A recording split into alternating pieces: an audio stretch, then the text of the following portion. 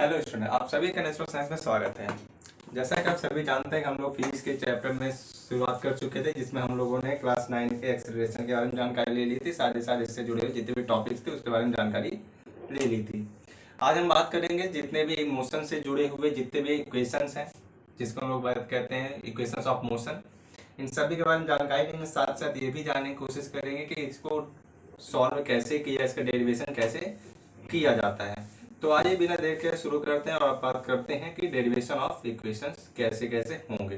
तुमको जब बखूबी पता है कि हमारे पास 3 इक्वेशंस होते हैं, तो बात करेंगे मोशंस इक्वेशन। तो इक्वेशन के जो मोशन के जो इक्वेशन है वो हमारे पास कुल 3 प्रकार के हैं। कौन कौन से हमको बखूबी पता है। एक होता है v equal to u plus A t, एक होता है s equal to u t plus half a t square, और तीसरा होता है v square equal to u square plus 2as। ये 3 हमारे पास डेरिवेशन करने हैं और ये आपके 3 इक्वेशन है। तो हम लोग शुरू करते हैं पहले इक्वेशन से, जिसका क्या फॉर्मेशन है, v equal to u plus A t. तो इसके जितने भी तरीके हो सकते हैं हम उसको ड्रॉ करने की कोशिश करेंगे। क्योंकि हम क्लास 9 की बात कर रहे हैं तो हम क्लास 9 में 2 तरीके की बात करेंगे। एक हम बात करेंगे इक्वेशनल, जब ग्राफ हम बना के इसे ग्राफिक तरीके से करेंगे, और दूसरा हम अलजेब्रिक तरीके से करेंगे जो बेसिकली डेरिवेशन पर डिपेंडेड है। तो ये शुरू करते हैं, जानते हैं कि v equal to u plus A t कैसे आएगा। तो पहले हम लेते हैं, तो हम बात करते हैं derivation of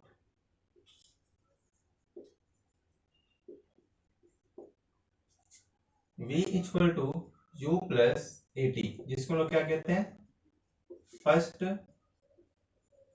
equation of motion.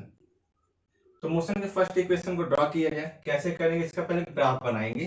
तो ग्राफ किसके किसके बीच बनाया जाएगा, हम एक ग्राफ लेंगे और ग्राफ बनाएंगे टाइम और वेलोसिटी के बीच में। हमने इससे पहले भी एक टाइम और वेलोसिटी के बीच में ग्राफ बनाया हुआ था। ग्राफ में हम लोगों ने देखा हुआ था कि क्या क्या ये चीज बनती है।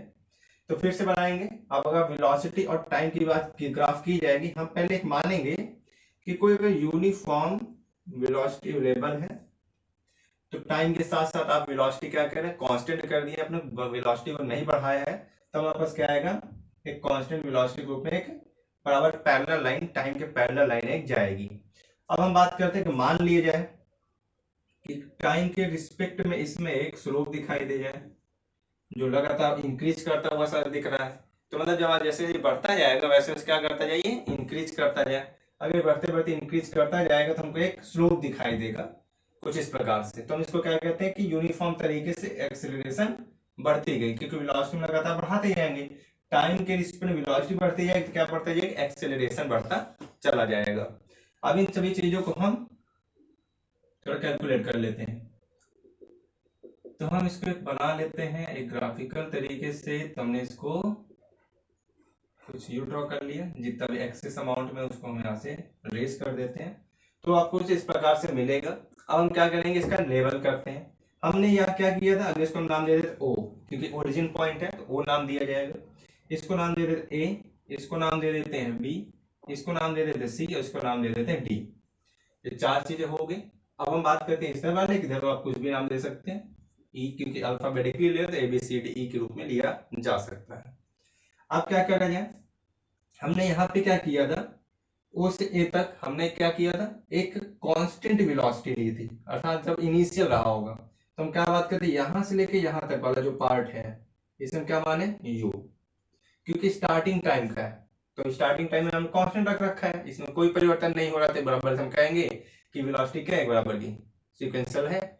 अब क्या किया जाए कि अगर आगे की ओर चलते हैं तो यहां से लेके यहां तक जो हुआ इसको क्या कहेंगे, वी के नाम से जाना जाएगा, क्योंकि यहां से आप पूरा का पूरा वेलोसिटी चेंज हो रही है। कहां से, जीरो से लेकर हम जब ई तक आते हैं, ओ से लेकर ई तक, तो वेलोसिटी क्या हो रही है, आपको दिखेगी क्या, वेलोसिटी इंक्रीज हो रही है। भले यहाँ पे कांस्टेंट है लेकिन फाइनली तरीके से यहाँ पे ये क्या रहेगा, इक्वल ही माना जाएगा। तो टाइम हमारा था, वेलोसिटी थी, तो दोनों के बीच हमने ग्राफ बना लिया। तो भाई इधर की वेलोसिटी इधर वेलोसिटी, ये भी मान के रख सकते हो कि दोनों साइड की वेलोसिटी है तो है, दोनों बराबर ही मानी जाएगी। अब इसका रिप्रेजेंटेशन देते हैं कि कैसे रिप्रेजेंट किया जाएगा। तो रिप्रेजेंटेशन देने से पहले ध्यान रखिएगा कि आपके पास वेलोसिटी और टाइम के बीच का जो पार्ट है और उसकी जो डिफिनीशन है वो क्लियर होनी चाहिए, कि हम पढ़ चुके हैं कि वेलोसिटी और टाइम की जो डिफिनीशन होती है एक्सेलरेशन के इक्वल होती है। तो अब शुरू करते हैं। अगर हम देखें यहाँ पे तो बाई गिवन ग्राफ,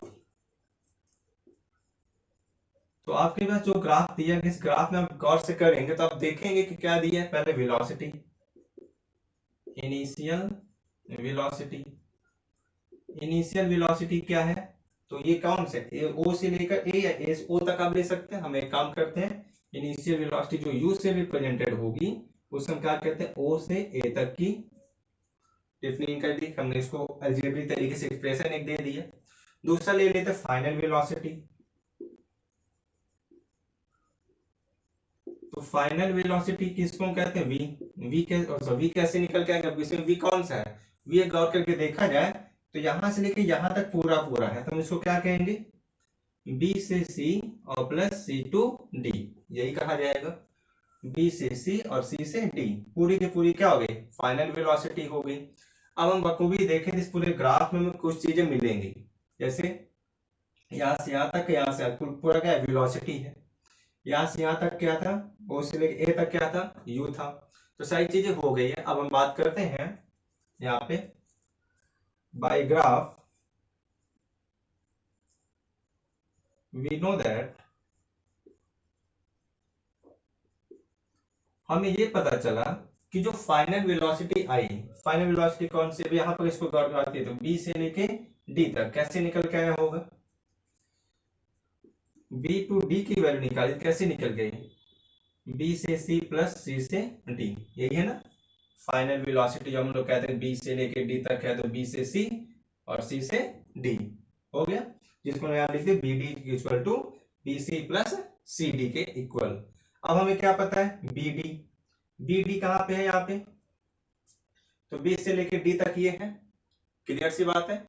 तो जो बी डी दे रखा है इसमें हम लोग क्या करेंगे, बी डी आपके पास पूरी वेलोसिटी हो गई, तो यहाँ पे हम इसको उठाएंगे और ये वाली वेलोसिटी उठाएंगे जो इन दोनों के बीच में दिया गया है। तो B से लेके C तक, B से लेके C तक क्या है, V के यहाँ पे एक स्लोप दिख रहा है, लेकिन C से लेके D तक आपको स्लोप नहीं दिखाई दे रहा है।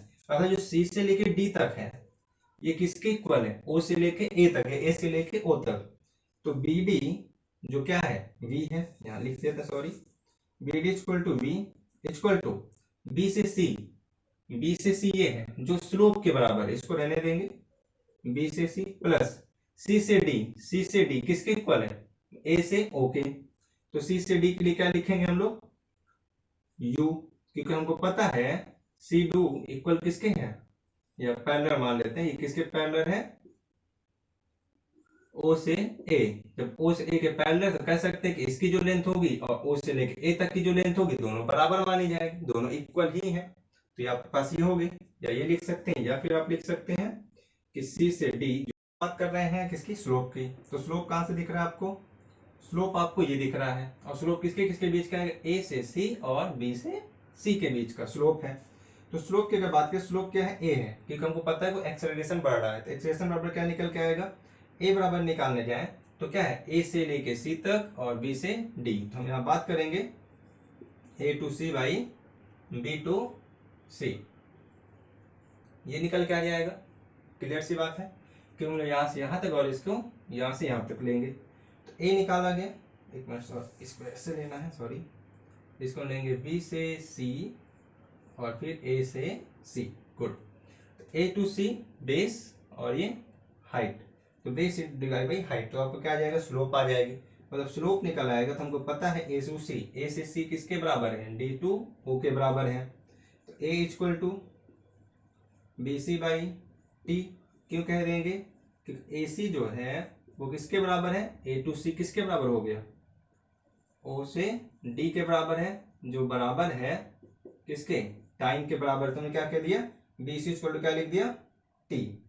BC by T. तो यहाँ क्या निकल के आ गया आपको, BC की वैल्यू निकाली जाए तो cross multiple A into T. आपको BC की वैल्यू पता चल गई, तो हम दोनों चीजों को रख लेते हैं। हम अगर इसको इक्वेशन 1 मान लेते हैं, इसको इक्वेशन 2, तो वैल्यू पुट कर देते हैं। तो लिखते हैं put the value of BC in equation first में। तो BC की जो वैल्यू है वो इक्वेशन फर्स्ट में रख देते हैं। तो क्या हो जाएगा, V equal to BC 80 plus यहाँ पे क्या था U, और अरेंज कर देते हैं। आफ्टर अरेंज करने पे क्या हो जाएगा, V equal to U plus 80। ये हो गया प्रूफ। तो हम इसको क्या कर दिए, प्रूफ कर दिया, बता दिए कि कैसे प्रूफ होगा। फिर से बात समझ लीजिए, हम एक ग्राफ बनाएंगे वेलोसिटी और टाइम के बीच का ग्राफ। वेलोसिटी और टाइम जब बनाएंगे तो इसमें एक बोलेंगे यूनिफॉर्म स्पीड या वेलोसिटी कहेंगे, और देन आफ्टर यहाँ पे हम लोग एक एक्सीलरेट कराएंगे, टाइम के रिस्पेक्ट में वेलोसिटी को इंक्रीज करेंगे, तो एक्सीलरेशन के बराबर आ जाएगा। लिखा जाएगा अलजेब्रिक तरीके से। तो इनिशियल वेलोसिटी u बराबर ओ ए के बराबर है, o से लेके a के बराबर है। फाइनल वेलोसिटी यहाँ से b से लेके d तक है, तो b से d अर्थात cd plus bd, sorry bc plus cd, तो bc प्लस cd आ गया। अब हमको ये पता है, पूरे इक्वेशन का इधर क्यों लेते हैं, जो इधर का इस पैरेलल वेलोसिटी के बराबर ही है। तो bd equal to bc plus cd, bd equal to कैसे है, b से c और c से d के बराबर है। ये वेलोसिटी और bc प्लस u रख दिया जाएगा, क्योंकि cd बराबर दे रखा है, cd बराबर है ए ओ के, तो cd पैरेलल ओ ए के, तो cd बराबर क्या हो जाएगा, ओ ए के बराबर हो जाएगा। तो ये क्या हो गया u, ये u दिया है। अब स्लोप की अगर बात की, स्लोप a आएगा, a स्लोप ये है BC बाई AD, BC ये, अब पहले इसका परपेंडिकुलर लेंगे, फिर हॉरिजॉन्टली लेंगे, वर्टिकल और हॉरिजॉन्टल। तो BC बाई AC, BC आपको सॉल्व करके सीधा सीधा रख देना है, क्योंकि हमको यहाँ पे ये पता नहीं है, स्लोप दे रखा है, इसलिए ये वाला वैल्यू नहीं पता है। तो BC बाई T, AC की वैल्यू क्या है, A से लेके C तक, D से लेके O तक के बराबर है, तो ये T की हो गई, T क्रॉस मल्टीपल, तो BC इक्वल टू 80, दूसरे इक्वेशन मान लिया। अब हमने जो BC की वैल्यू यहाँ पे छोड़ रखी थी, यहाँ पे BC की वैल्यू पुट करके अरेंज कर दें तो आपको पहला आ जाएगा। तो ये हो गया हमारा पहला इक्वेशन। तो इस इक्वेशन को आप सॉल्व करिए और इसको देखिए, और इसके बाद हम लोग इसी को अब इक्वेशन दूसरा तरीका भी बताते हैं। तो अब हम शुरू करने वाले हैं अपने अलजेब्रिक एक्सप्रेशन के रूप में बात करेंगे कि कैसे फर्स्ट इक्वेशन को लाया जा सकता है। अभी तक हम लोगों ने क्या किया था कि अभी हम लोगों ने इसको ग्राफ मेथड से लिया। अब फर्स्ट इक्वेशन को ड्रॉ करेंगे अलजेब्रिक एक्सप्रेशन के द्वारा, या फिर कह सकते हैं कि अलजेब्रिक मेथड के द्वारा। तो अलजेब्रिक मेथड में हमको ये पता है कि according to definition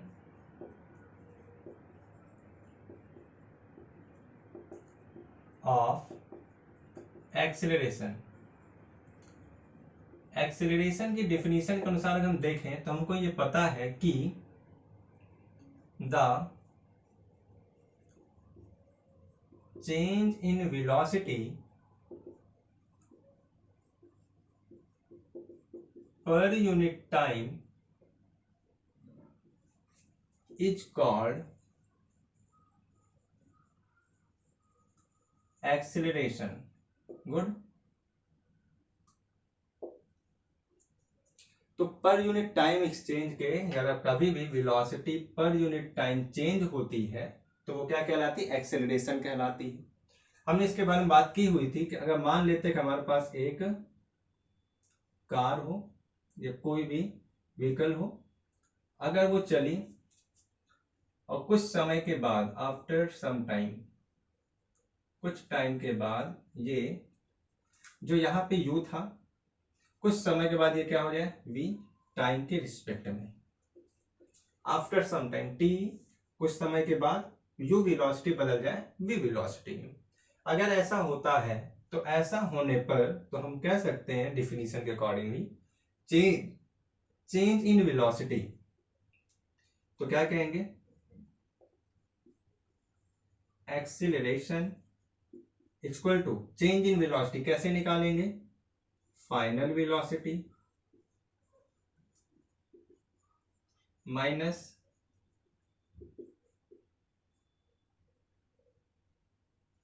initial velocity हो गया। अब डिवाइडेड बाई टाइम, क्योंकि कह रहा है कि पर यूनिट टाइम, तो per unit time final velocity ये हो गई v minus u by T. Acceleration किस में करते हैं, a से रिप्रेजेंट करते हैं। अब क्रॉस मल्टीप्लाई तो at equal to v minus u, u को इधर लेके आएंगे या उधर इसको लेके चले जाएं, तो v equal to u plus at। ये आपका आ जाएगा इक्वेशन सॉल्व। तो इसके द्वारा जब आप इसको एक अलजेब्रिक मेथड्स यूज करते हैं, अर्थात एक डेरिवेशन करते हैं केवल डिफिनीशन के अकॉर्डिंगली, तब तो ये आपका होता है मोशन ऑफ इक्वेशन का फर्स्ट पार्ट, जो u equal to V plus A T आया। अब लोग इसके बाद शुरू करते हैं सेकेंड पार्ट, तो तक आप इसको लिखेंगे और फिर अगले टॉपिक में मिलते हैं हम लोग।